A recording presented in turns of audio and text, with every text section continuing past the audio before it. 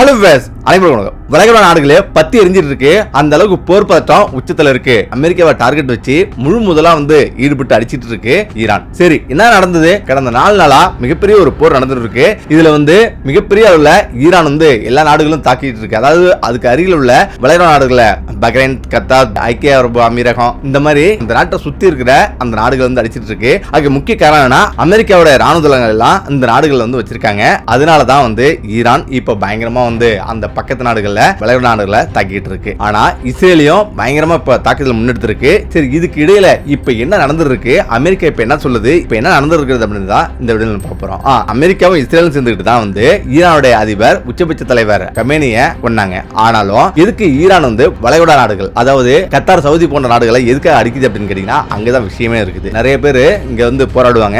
முக்கியமா நிறைய இஸ்லாம் நண்பர்கள்லாம் போராடிட்டு இருக்காங்க. அதே போல இந்தியாவில் நிறைய பகுதியில் அந்த மாதிரி போராட்டம் நடந்துட்டு இருக்கு. ஆனா ஒரு நிமிஷம் அவங்களாம் யோசிக்கணும். அதுக்கு ஈரான் அடிக்கிறது வளைகுடா நாடுகள் தான். வளைகுடா நாடுகள் எல்லா நாட்டிலையும் இஸ்லாம் தான், அதாவது முஸ்லீம்கள் தான் வந்திருக்காங்க. அதே போல ஈரானும் ஒரு முஸ்லீம் கண்ட்ரி தான். இப்ப எதுக்காக அவங்களுக்குள்ளே சண்டை போட்டுக்கணும்? அவங்க எதுக்கிறது இஸ்ரேலும் அமெரிக்காவை தானே இருக்கணும். அப்புறம் எதுக்காக இங்க சண்டை போடுறாங்க? முக்கியமா அமெரிக்காவுடைய தளங்கள், ராணுவ தளங்கள் அங்க வச்சிருக்காங்க.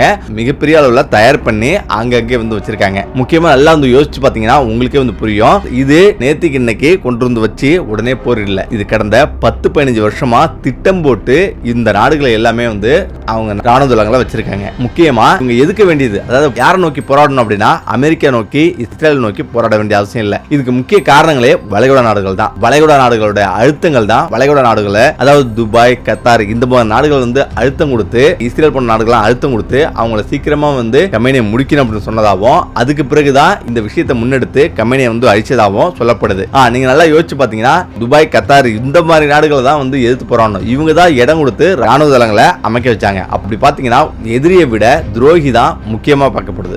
இதுல யார் அப்படின்னா இந்த வளைகுடா நாடுகள் தான் ஈரானுக்கு துரோகிங்க. இவங்க தான் அமெரிக்காவுக்கு முக்கிய ராணுவ தளங்களை வைக்கிறதுக்கு இடம் கொடுத்தாங்க. அப்ப யாரை இவங்க எதிர்க்கணும், யாரை எதிர்த்து போராடணும்? முக்கியமா சொல்ல போனா துபாய், கத்தார், பஹ்ரைன், ஐக்கிய அரபு அமீரகம் இவங்களை தான் எதிர்த்து நீங்க போராடணும். அவங்க எல்லாருமே முஸ்லிம்கள் தான். அவங்க எல்லாருமே இஸ்லாம் கண்ட்ரி தான். இப்படிப்பட்ட கண்ட்ரில இப்படி ஒருத்தன் அமெரிக்கா, இஸ்ரேல் நுழைஞ்சு அவன் இறங்கி அடிக்கிறானா, அதுக்கு இடம் கொடுத்தது யாரு? அதே இனம் தான், ஒரே இனம் தான். அப்ப அவங்களுக்குள்ளேயே ஒற்றுமை இல்ல. உண்மையிலேயே அவங்களுக்குள்ள ஒற்றுமை இருந்தா அந்நிய ஒருத்தர் நுழைய முடியுமா? இன்னைக்கு மற்ற நாடுகள் எல்லாமே கடந்து விழிக்குது. அதுக்கு முக்கிய காரணம் அவங்கள்ட்ட ஆயுதங்கள் கூட இல்ல. அமெரிக்கா, இஸ்ரேலை விட்டா அவங்கள்ட்ட எதுவுமே கிடையாது. இன்னைக்கு இஸ்லாம் கண்ட்ரிலேயே முக்கியமா ஈரானை விட ஒரு பலமான கண்ட்ரி எதுவுமே கிடையாது. அப்படிப்பட்ட நாட்டோட இவங்க நட்பு வச்சுக்கிறது தான் எல்லாருக்குமே நல்லது. அதை புரிஞ்சிக்காம எவனுக்கோ ஒருத்தனை சப்போர்ட் பண்ணி இப்ப ஈரானுடைய தலைவரே கொள்ற அளவுக்கு அமெரிக்கா வந்துருச்சு. நாளைக்கு மற்ற நாட்டு தலைவர்களையும் கொள்ளாதுன்னு என்ன நிச்சயம்? இடம் கொடுத்தது அவங்களுடைய தவறு. அவங்க திருத்திக்கிறது தான் அவங்க நினைக்கிறோம். அதை புரிஞ்சிக்காம உலகம் முழுதும் உள்ள அமெரிக்காவையும் இஸ்ரேலையும் கண்டிச்சு இஸ்லாம் நண்பர்கள் போராடுறாங்க. உண்மையிலேயே அவங்க கண்டிக்க வேண்டியது அவங்கள இல்ல. பஹ்ரைன், துபாய், ஐக்கிய அரபு அமீரகம், கத்தாரு இவங்களை கண்டிச்சாவே இதுக்கு ஒரு முடிவு கிடைக்கும். அவங்கள பார்த்து பயப்படுற அளவுக்கு இவங்க உருவாகி வரணும். இதுல முக்கியமான முட்டாள்தனமான ஒரு விஷயம் என்னன்னா, பாகிஸ்தான்ல 32 பேரு போராடி இறந்திருக்காங்க. அமெரிக்காரங்க கூட இந்த அளவு இறக்கல. அதே பாருங்க, பாகிஸ்தான்ல ஈரானுக்கு ஏத்துக்கிட்டு போராட்டி இருக்காங்க. அதே நேரத்துல நம்ம இந்தியாவோட நிலைப்பாடு என்னன்னு பாத்தீங்கன்னா, இந்தியா மேற்கொள் நாடுகளை அடிக்கிறீங்க அப்படின்னு சொல்லிட்டு இந்தியாவோட பிரதமர் கண்டனம் தெரிவிச்சிருக்காரு. ஈரானுடைய உச்சபட்ச தலைவர் கமேனிக்கு இரங்கல் கூட தெரிவிக்கல. அதுக்கு முக்கிய காரணம் என்ன, ஏற்கனவே பல விஷயங்கள்ல காஷ்மீர் பிரச்சனையா இருக்கட்டும், சில போராட்டங்கள் வலுக்கும் போது அவர் இந்தியாவுக்கு எதிர்ப்பா அவர் குரல் கொடுத்தாரு. அதுக்காகவே இப்ப தற்போது இரங்கலும் தெரிவிக்கல. இப்ப அமெரிக்கா என்ன சொல்லுது அப்படின்னா, அமெரிக்க அதிபர் டொனால்ட் ட்ரம்ப் கொஞ்ச நேரத்துக்கு முன்னாடி ஒரு பேட்டி கொடுத்திருந்தாரு. அதுல கண்டிப்பா ஈரானை அழிக்காம நாங்க விடவே மாட்டோம். ஈரான் அணு ஆயுதங்கள் தயாரிக்க எக்காரணத்தை மட்டும் அனுமதிக்க மாட்டோம். அவங்க அணு ஆயுதம் வச்சிருக்க கூடாது, அவங்க வச்சிருக்க அனுமதிக்கவும் மாட்டோம். அப்படியான நிலை மாறும்போது மட்டும்தான் அவங்க நான் விடுவோம் அப்படின்னு அவர் சொல்லும் போது நீங்க பாத்தீங்கன்னா நீங்க அதிர்ச்சி அடையலாம். ஏன்னா இந்த போர் விரைவில் முடியாது. இது நீண்ட காலம் நீடிக்கிற ஒரு போரா தான் பார்க்கப்படுது. அதே நேரத்தில் இப்ப ஈரான் ஒரு முக்கியமான முடிவு இருக்கு. ஹார்முஸ் நீரிணையை அவங்க முற்றிலுமா தடுத்திருக்காங்க. உலக நாடுகளுக்கு பொருளாதாரத்தில் மிகப்பெரிய ஒரு அடி விழ போகுது. ஏன்னா 20-50% கச்சா எண்ணெய், ஆயில் எல்லாமே இதன் மூலமா தான் கப்பல் வெளியாகும். அதை சுத்தமா தடுத்திருக்காங்க, சுத்தமா மூடி இருக்காங்க. இதுக்கு மேல அங்க யாருமே போக கூடாதுன்னு சொல்றாங்க. அதே நேரத்தில் அங்க 2-3 கப்பல்கள் அமெரிக்காவோட கப்பல் இருக்குது. அந்த கப்பலை ஈரான் தொட்டா மிகப்பெரிய நெருக்கடி அதிபர் ட்ரம்புக்கு ஏற்படும். அதனாலேயே அதிபர் ட்ரம்ப் ரொம்பவே பொறுமையா வந்திருக்காரு. அதுக்கு முக்கிய காரணம் என்ன, ஏற்கனவே ஆப்ரஹாம் லிங்கன்ற ஒரு மிகப்பெரிய ஒரு போர்க்கப்பலை அவங்க அடிச்சிருக்காங்க. அதுலயும் அந்த கப்பல் இப்ப அங்க நிலையா நிறுத்த முடியல. இப்ப அந்த கப்பல் வேறு இடத்துல நிக்க வேண்டிய நிலைக்கு வந்து உருவாயிடுச்சு. அதே நேரத்துல இப்ப 3 கப்பல் ஈரானை சுத்தி நின்று இருக்குது. மிகப்பெரிய கப்பல். அது எல்லாமே வந்து அதாவது வர ஏவுகணையை தடுக்கக்கூடிய தடுப்பு கப்பல். இந்த கருவி எல்லாமே பாதுகாக்கணும். அதுல 200ல இருந்து 500 பேர் வரலையும் வேலை செஞ்சுட்டு இருக்காங்க. ஒரு கப்பல் வந்து அடிச்சா 500 பேர் இறக்கிறதுக்கு உண்டான வாய்ப்பு வந்திருக்கு. ஒரு கப்பல் வந்து அடிச்சாலும் அதுல மிகப்பெரிய ஒரு பொருளாதார இழப்பும் அதே போல அவங்களுக்கு ஏகப்பட்ட நெருக்கடிகளும் வந்து உருவாகும். அதனாலேயே வந்து அமெரிக்கா கொஞ்சம் தங்கிட்டு இருக்கு. இதே நேரத்தில் யார் இதுல முக்கியமான எதிரின்னு பாத்தீங்கன்னா அமெரிக்காவும் இஸ்ரேலும் தான். ஆனா வளைகுடா நாடுகளை இன்னைக்கு புரட்டி போட்டு தாக்கிட்டு இருக்காங்க. பக்ரைன்ல அங்க உள்ள ராணுவ தளங்கள்ல தூதரகத்தையும் வந்து பயங்கரமா தாக்கியிருக்காங்க. பக்ரைன்ல பயங்கரமா தாக்குதல் வந்து உருவாக்கியிருக்காங்க. பத்தி எரிஞ்சிட்டு இருக்கு. அது மட்டும் இல்லாம ஏகப்பட்ட இடங்கள்ல ஃபுல்லா வந்து தாக்கிட்டே தான் வந்திருக்காங்க. ஈரானுடைய ஏவுகணையை மேலே வந்து தடுத்தாலும் சிதிலமடைந்த பகுதிகள் வந்து கீழே விழுறதால அதுவும் மனிதர்களுக்கு வந்து ஆபத்து வந்து ஏற்படுது. இப்ப முக்கியமா பார்க்க போனீங்கன்னா ஈரானிடம் எவ்வளவு ஆயுதங்கள் இருக்குன்னு கேட்டீங்கன்னா நீங்க உண்மையா அதிர்ச்சி ஆவீங்க. அது குறைஞ்சபட்சம் தற்போது வரலையும் 80,000 ஏவுகணை வந்து வச்சிருக்கு. அடுத்த 3-4 மாசத்துக்கு அது கண்டினியூ தாக்க முடியும். அந்த அளவுக்கு மிகப்பெரிய அளவுக்கு ஆயுதங்கள் இருக்கு. அதே நேரத்தில் அது விரைவிலே வந்து உருவாக்கக்கூடிய சக்தியும் வந்து இருக்குதான். ஈரான் முதலா தனது ஆயுதம் எவ்வளவு இருக்குன்றத வெளில காட்டிருக்கு. அதுவும் பல்லாயிரக்கணக்கான ட்ரோன்களும் ஏவுகணைகளும் ஏகப்பட்டது பூமிக்கடியில தயாரித்து பயங்கரமா வந்து வச்சிருக்காங்க. அந்த கிடங்கு பார்க்கவே பயங்கரமா வந்து இருக்கு. அதோடைய ஆயுத கிடங்கு வந்து வெளியிட்டு இருக்கு. அதுவும் ஒரு ஆயுத கிடங்கு தான். அது போல ஆயிரக்கணங்கு ஈரான் முழுவதும் நிரம்பி இருக்கான். இப்ப ஆனா அதெல்லாம் பொருட்படுத்தாம அமெரிக்கா தொடர்ந்து ஆயுத கிடங்கையும் ஈரானுடைய எங்கிருந்து ஏவுகணை வச்சு ஏவுறாங்களோ அதெல்லாம் குறிப்பாத்து ஈரான்ல தேடி குறிப்பாத்து அழிச்சிட்டு இருக்கு. இப்பொழுது அமெரிக்கா வெளியிட்டு ஒரு வீடியோ பாத்தீங்கன்னா நீங்களே அதிர்ச்சி ஆவீங்க.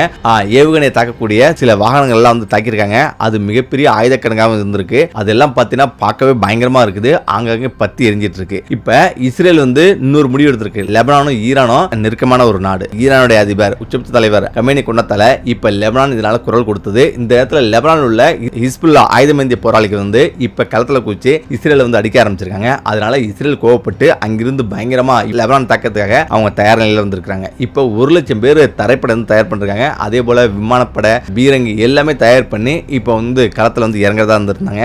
இந்த இடத்துல லெபனான் ஒரு முக்கியமான அறிவிப்பு வந்து வெளியிட்டிருக்கு. அதாவது ஹிஸ்புல்லா போராளிங்க உடனடியாக ஆயுதங்களை வந்து ஒப்படைங்க, அப்படி இல்லைன்னா விளைவு சந்திக்கிற மாதிரி இருக்கணும் அவங்களும் உத்தரவிட்டிருக்காங்க. இதுவரையிலும் லெபனான் இந்த மாதிரி ஒரு வார்த்தை சொன்னதே இல்லை. ஆனா முதல் முறையா இப்படி ஒரு வார்த்தை சொல்லிருக்காங்க. அதுக்கு முக்கிய காரணம் 2 வந்து பார்க்கப்படுது. ஈரானுடைய நிலை இன்னைக்கு கேள்விக்குறியா இருக்கு. அதே நேரத்தில் இஸ்ரேல் வந்து பலமான ஒரு முடிவு வந்து எடுத்து திரும்ப அடிக்க ஆரம்பிச்சாங்கன்னா கடந்த வருஷம் ஹமாஸ்ல வந்து அடிச்சது மட்டும் 80,000 பேருக்கு மேல வந்து இறந்தாங்க. அதே போல லெபனான்ல அடிச்சு அதுல ஒரு 5,000-6,000 பேர் கிட்டத்தட்ட வந்து இறந்தாங்க. அந்த நிலை மீண்டும் வந்து ஏற்படக்கூடாது. மீண்டும் அவங்க இறங்கி அடிச்சாங்க அப்படின்னா அது மிகப்பெரிய அளவில் இருக்கும் அப்படின்னு அவங்களும் வந்து பயப்படுறாங்க. அதனாலேயே வந்து ஹிஸ்புல்லா போராளியிடம் ஆயுதங்களை ஒப்படைக்க சொல்லிருக்காங்க. இப்ப தற்போதைய நிலை வந்து எப்படி இருக்கும் அப்படின்னு பாத்தீங்கன்னா ஈரான் அவருடைய தாக்குதல் உக்கிரமா வந்து தாக்கிட்டே வந்து இருக்குது. நாங்க தொடர்ந்து இதுக்கு பழி வாங்காம விட மாட்டோம் அப்படின்னு பயங்கரமா தாக்கிட்டு இருக்கு. நேத்து வந்து இஸ்ரேல பயங்கரமா வந்து தாக்கியிருக்காங்க. அவங்க தாக்கும் போது இஸ்ரேலோட பிரதமர் பெஞ்சமின் நெதன்யாகு அவருடைய அலுவலகத்தில் வந்து இருந்திருக்காரு. அந்த அலுவலகத்தையும் தாக்கியிருக்காங்க. பக்கத்துல ராணுவ தளபதி அலுவலகம் இந்த மாதிரி வந்து பல அலுவலகங்களையும் தாக்கியிருக்கு. ட்ரோன் மூலமா தாக்கியிருக்காங்க. இதுல மயிரிழையில வந்து நெதன்யாகு வந்து உயிர் தப்பிருக்காரு. இறந்துட்டாரு அப்படின்னு ஈரானுடைய புரட்சிகர காவல் படம் வந்து தெரிச்சுது.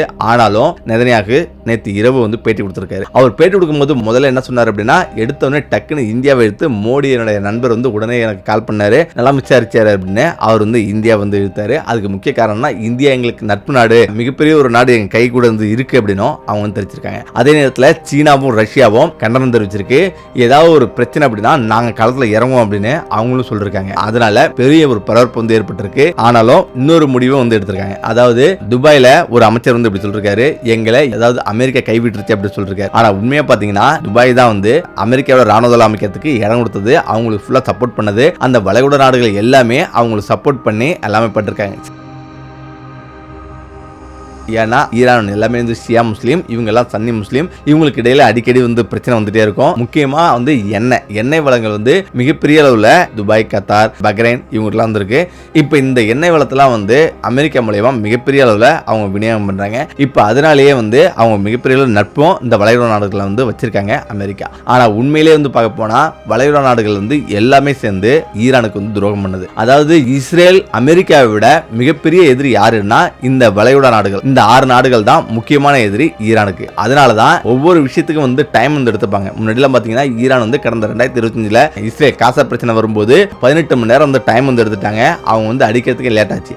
ஆனா இந்த முறை அவங்களுடைய நாட்டு அதிபரையே வந்து கொல்லும் போது எந்த ஒரு நாடும் தாங்கிக்காது. எல்லா நாட்டுக்குமே வந்து பயங்கரமான கோபம் வரும். அதனாலதான் வந்து அவங்க திருப்பி அதே வேகத்திலே வந்து தாக்குதல் வந்து ஆரம்பிச்சாங்க. அவங்க தாக்குதல் வந்து சாதாரணமா வந்து ஆரம்பிக்கல. அந்த கோபம் எந்த அளவுக்கு வந்து இருக்குன்னு பாத்தீங்க, இஸ்ரேல் மட்டும் தாக்கல, பக்கத்தில் உள்ள வளைகுடா நாடுகளில் உள்ள அனைத்து அமெரிக்காவுடைய ராணுவ தளங்களையும் தாக்குறாங்க. ஆனா உண்மையிலேயே பாத்தீங்கன்னா அவ்வளவு சீக்கிரம் இந்த ராணுவ தளங்கள்லாம் தாக்கிட முடியாது. பிரம்மாண்டமான ராணுவ தளங்கள், எல்லா தூதரகம், ராணுவ தளங்கள் எல்லாத்தையும் வந்து சிதறடிக்குது. பயங்கரமா அந்த குண்டு போட்டு தாக்கி பெரிய லெவல்ல பாத்திரத்தை உருவாக்குது ஈரான். நீங்க முக்கியமா ஒன்று கவனிக்க வேண்டியது, இந்த போர் அவ்வளவு சீக்கிரமா வந்து முடியாது. ஏன்னா ஈரான் அவ்வளவு கோபத்துல வந்திருக்குது. அதுலயே முக்கியமா பாத்தீங்கன்னா ஈரானுடைய இடைக்கால தலைவர், இடைக்கால உச்சபட்ச தலைவரா எதுக்காக சவுதி அரேபியா, கத்தார், குவைத், ஐக்கிய அரபு அமீரகம் இது எல்லாமே வந்து ஈரானை திருப்பி தாக்கல. அதுக்கு முக்கிய காரணம் இருக்குது.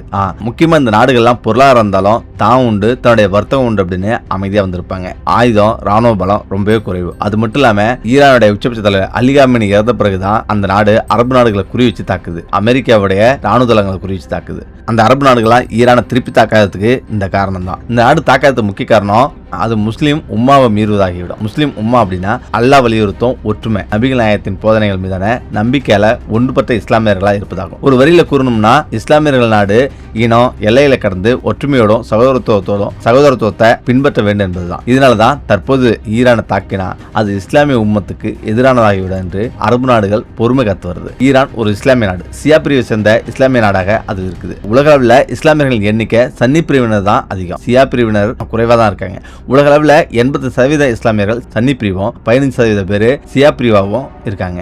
குறிப்பா சியா மக்கள் அதிகமா ஈரான்ல தான் வச்சு வராங்க. இதனாலதான் அது சியா இஸ்லாமிய நாடா உள்ளது. மேலும் சியா மக்களின் உயர் தலைவராக பார்க்கப்பட்ட ஆயதுல்லா அலி காமினி இஸ்ரேல் அமெரிக்காவால் கொல்லப்பட்டார். இப்படியான சூழல் தான் ஈரானை தாக்குவது என்பது இஸ்ரேல் அமெரிக்காவுக்கு ஆதரவான நிலைப்பாடாக மாறிவிடும். அதோடு இஸ்லாமியர்களிடையே பிரிவினை ஏற்படுத்தலாம். இதனால சவுதி அரேபியா, கத்தார், ஐக்கிய அரபு எமிரேட்ஸ் உள்ளிட்ட நாடுகள் ஈரானை தாக்காம பொறுமை காத்து வருது. இந்த போர் மேலும் மேலும் விரிவடைஞ்சா இதுல மிகப்பெரிய பாதிப்பு வந்து யாருக்கு ஏற்பட போகுதுன்னா வளைகுடா நாடுகளுக்கும் இஸ்ரேலுக்கும் மிகப்பெரிய பாதிப்பு வந்து இருக்கும். அதே நேரத்தில் இஸ்ரேல் பயங்கரமான ஆயுதங்கள்லாம் பயன்படுத்தி தொடர்ந்து ஈரான் தாக்கிட்டு இருக்கு.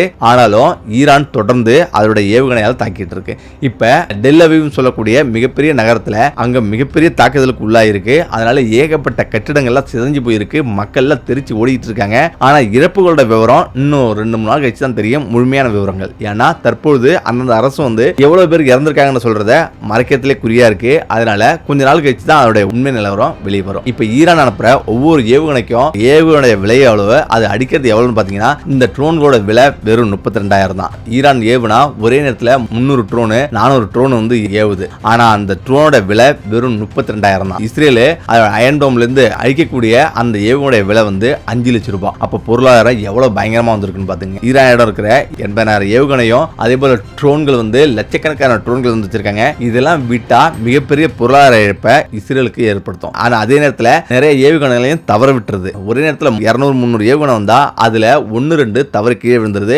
அதனால மிகப்பெரிய சேதங்கள் ஏற்படுது. அதனால தற்போது புது விதமான ஒரு ஆயுதத்தை இறக்கி இருக்கு இஸ்ரேல். அதுதான் வந்து அயன் பீம்ன்றது. அதாவது அயன் டோம்ன்றது அது ஏவுகணை வந்தா அந்த ஏவுகணைக்கு ஏவுகணை விட்டு அதை தாக்கி அடிக்கும், ட்ரோன்களையும் தாக்கி அடிக்கும். ஆனா இந்த அயன் பீம்ங்கிறது அப்படி இல்ல, லேசர் மூலமா தாக்குறது. ஆயிரக்கணக்கான ஏவுகணை வந்தாலும் ஒளி வேகத்தில் பயணிக்கக்கூடிய அயன் பீம் எவ்வளவு ஏவுகணை வந்தாலும் பயங்கரமா தாக்கக்கூடியதுதான். இதோட செலவு ஒரு ஏவுகணை தாக்கி அடிக்க வெறும் 50 ரூபாயில இருந்து 500 ரூபாய் வரையும் தான். இதுக்கு எலக்ட்ரிக்கல் மட்டும் இருந்தா போதும், வேற எதுவுமே தேவையில்லை. இப்பதான் முதலா இஸ்ரேல் இந்த அயன் பீம் வந்து வச்சிருக்கு. அதனால லேசர் மூலமா ஈரானுடைய ஏவுகணையை தடுக்கிறதுக்காக இது வந்து முயன்றிருக்கு. ஒரு பீம் வச்சிருக்காங்க. இப்ப அடுத்தடுத்த அயன் பீம் வைக்கிறதுக்கு தயாராயிட்டு இருக்கு. ஆனா ஒன்னு வைக்கிறதுக்கு குறைஞ்சபட்சம் $5 மில்லியன் வந்து செலவாகுமா, அந்த அளவுக்கு விலை உயர்ந்தது. இது எல்லாமே கணக்கு வச்சு பாத்தீங்கன்னா ஈரானுடைய புரட்சி காவல் படை இதுக்கு நாங்க பழி வாங்காம விட மாட்டோம் அப்படி சொல்லுது.